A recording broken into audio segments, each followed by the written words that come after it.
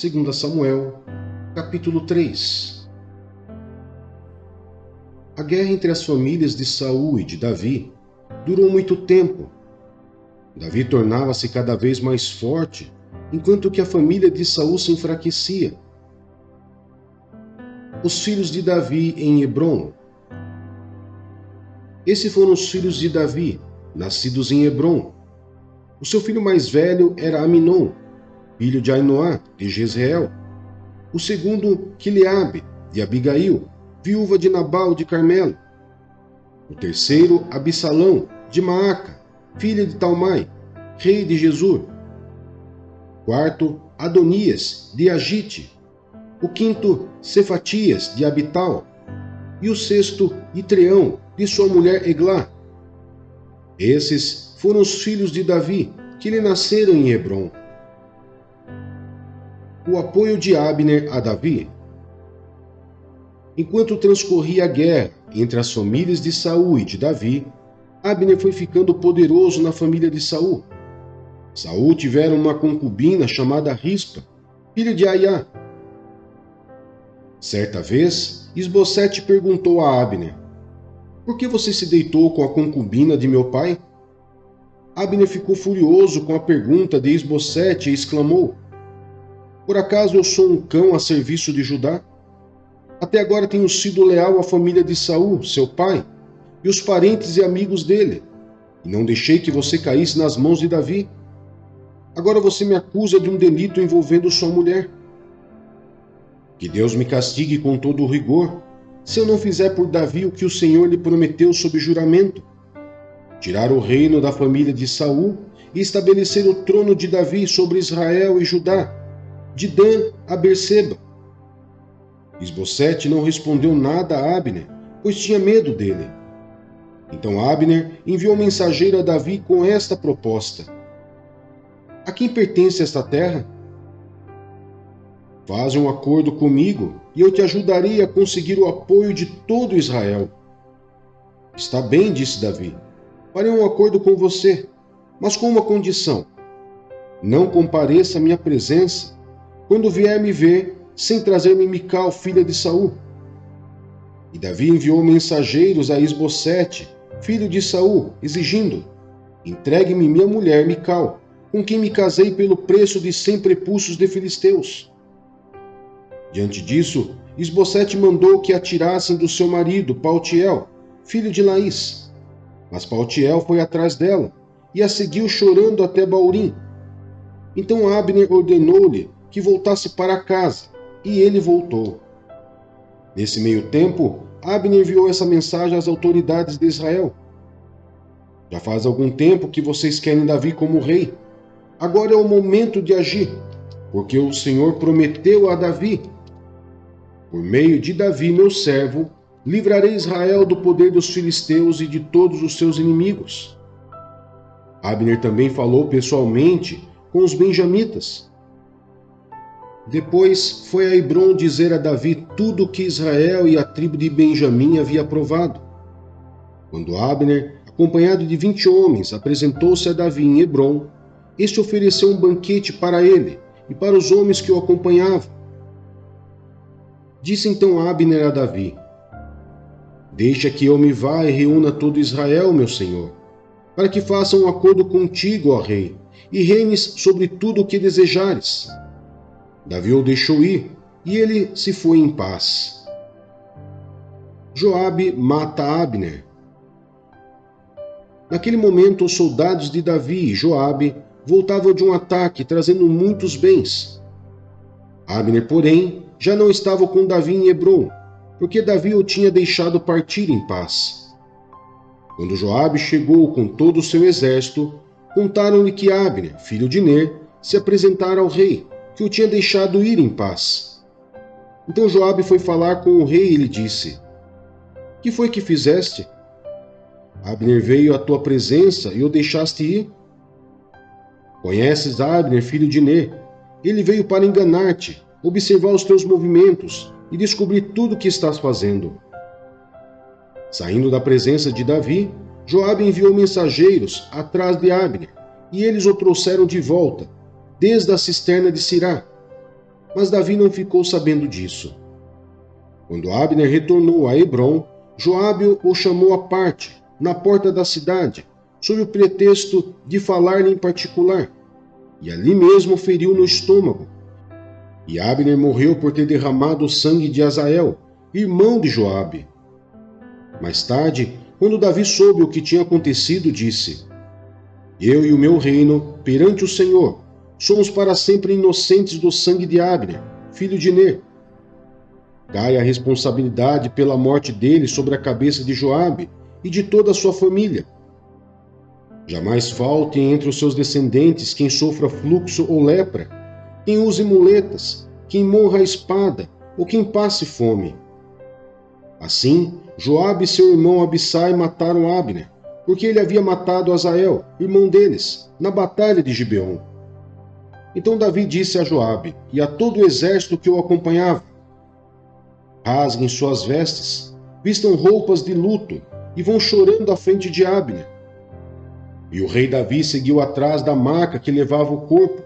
Enterraram-no em Hebrom, e o rei chorou em alta voz junto ao túmulo de Abner, como também todo o povo. Então o rei cantou este lamento por Abner: Porque morreu Abner, como morrem os insensatos? Suas mãos não estavam algemadas, nem seus pés acorrentados. Você caiu como quem cai perante homens perversos.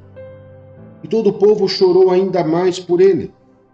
Depois, quando o povo insistiu com Davi que comesse alguma coisa enquanto ainda era dia, Davi fez este juramento: Deus me castigue com todo o rigor, caso eu prove pão ou qualquer outra coisa antes do pôr do sol. Todo o povo ouviu isso e o aprovou. De fato, tudo o que o rei fazia, o povo aprovava. Assim, naquele dia, todo o povo e todo Israel reconheceram que o rei não tivera participação no assassinato de Abner, filho de Ner. Então o rei disse a seus conselheiros: Não percebe que caiu hoje em Israel um líder, um grande homem? Embora rei ungido, ainda sou fraco, e esses filhos de Zeruía são mais fortes do que eu. E o Senhor retribua ao malfeitor, de acordo com as suas más obras.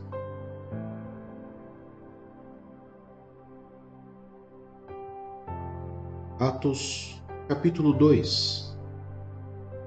A vinda do Espírito Santo no dia de Pentecoste. Chegando o dia de Pentecoste, estavam todos reunidos num só lugar. De repente veio do céu um som, como de um vento muito forte, e encheu toda a casa na qual estavam assentados. E viram o que parecia línguas de fogo, que se separaram e pousaram sobre cada um deles. Todos ficaram cheios do Espírito Santo e começaram a falar noutras línguas, conforme o Espírito os capacitava. Havia em Jerusalém judeus devotos a Deus, vindos de todas as nações do mundo. Ouvindo-se o som, ajuntou-se uma multidão que ficou perplexa, pois cada um os ouvia falar em sua própria língua. Atônitos e maravilhados, eles perguntavam: Acaso não são Galileu todos esses homens que estão falando? Então como os ouvimos, cada um de nós, em nossa própria língua materna? Partos, medos e elamitas, habitantes da Mesopotâmia, Judéia e Capadócia, do Ponto e da província da Ásia, Frígia e Panfilha, Egito e das partes da Líbia, próximas a Cirene, visitantes vindos de Roma, tanto judeus como convertidos ao judaísmo, cretenses e árabes. Nós os ouvimos declarar as maravilhas de Deus em nossa própria língua. Atônitos e perplexos, todos perguntavam uns aos outros: O que significa isto? Alguns, todavia, zombavam deles e diziam: Eles beberam vinho demais. A pregação de Pedro. Então Pedro levantou-se com os 11, e em alta voz dirigiu-se à multidão: Homens da Judéia e todos os que vivem em Jerusalém, deixe-me explicar-lhes isto. Ouçam com atenção. Esses homens não estão bêbados como vocês supõem. Ainda são 9 horas da manhã. Ao contrário, isto é o que foi predito pelo profeta Joel. Nos últimos dias, diz Deus, derramarei do meu espírito sobre todos os povos. Os seus filhos e as suas filhas profetizarão. Os jovens terão visões. Os velhos terão sonhos. Sobre os meus servos e as minhas servas derramarei do meu espírito naqueles dias, e eles profetizarão. Mostrarei maravilhas em cima no céu e sinais embaixo na terra, sangue, fogo e nuvens de fumaça. O sol se tornará em trevas e a lua em sangue, antes que venha o grande e glorioso dia do Senhor. E todo aquele que invocar o nome do Senhor será salvo. Israelitas, ouçam essas palavras. Jesus de Nazaré foi provado por Deus diante de vocês por meio de milagres, maravilhas e sinais que Deus fez entre vocês por intermédio dele, como vocês mesmos sabem. Este homem lhes foi entregue por propósito determinado e pré-conhecimento de Deus. E vocês, com a ajuda de homens perversos, o mataram, pregando-o na cruz. Mas Deus o ressuscitou dos mortos, rompendo os laços da morte, porque era impossível que a morte o retivesse. A respeito dele, disse Davi: Eu sempre vi o Senhor diante de mim, porque ele está à minha direita, não serei abalado. Por isso meu coração está alegre e a minha língua exulta. O meu corpo também repousará em esperança, porque tu não me abandonarás no sepulcro, nem permitirás que o teu santo sofra decomposição. Tu me fizeste conhecer os caminhos da vida, e me encherás de alegria na tua presença. Irmãos, posso dizer-lhes com franqueza que o patriarca Davi morreu e foi sepultado, e o seu túmulo está entre nós até o dia de hoje. Mas ele era profeta e sabia que Deus lhe prometera sob juramento que colocaria um dos seus descendentes em seu trono. Prevendo isso, falou da ressurreição do Cristo, que não foi abandonado no sepulcro e cujo corpo não sofreu decomposição. Deus ressuscitou este Jesus, e todos nós somos testemunhas desse fato. Exaltado à direita de Deus, ele recebeu do Pai o Espírito Santo prometido e derramou o que vocês agora veem e ouvem. Pois Davi não subiu aos céus, mas ele mesmo declarou: O Senhor disse ao meu Senhor: Senta-te à minha direita, até que eu ponha os teus inimigos como estrado para os teus pés. Portanto, que todo Israel fique certo disto: este Jesus a quem vocês crucificaram, Deus o fez Senhor e Cristo. Quando ouviram isso, ficaram aflitos em seu coração e perguntaram a Pedro e aos outros apóstolos: Irmãos, que faremos? Pedro respondeu: Arrependam-se, e cada um de vocês seja batizado em nome de Jesus Cristo, para perdão dos seus pecados, e receberão o dom do Espírito Santo. Pois a promessa é para vocês, para os seus filhos, e para todos os que estão longe, e para todos os quantos o Senhor, o nosso Deus, chamar. Com muitas outras palavras os advertia e insistia com eles: Salvem-se desta geração corrompida. Os que aceitaram a mensagem foram batizados, e naquele dia houve um acréscimo de cerca de 3.000 pessoas. A comunhão dos cristãos. Eles se dedicavam ao ensino dos apóstolos e à comunhão ao partir do pão e às orações. Todos estavam cheios de temor, e muitas maravilhas e sinais eram feitos pelos apóstolos. Os que criam mantinham-se unidos e tinham tudo em comum, vendendo suas propriedades e bens, distribuíam a cada um conforme a sua necessidade. Todos os dias continuavam a reunir-se no pátio do templo, partiam o pão em suas casas e juntos participavam das refeições, com alegria e sinceridade de coração, louvando a Deus e tendo a simpatia de todo o povo. E o Senhor lhes acrescentava diariamente os que iam sendo salvos.